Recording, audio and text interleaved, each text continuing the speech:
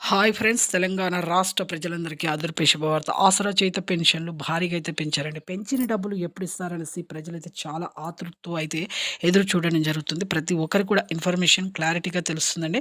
Skip చేయకుండా చూడండి. పక్కనున్న bell icon all symbol button గంట సింబల్ నొక్కితే నేను వేసే లేటెస్ట్ అప్డేట్స్ వీడియోస్ మీ ముందుకైతే వస్తాయి.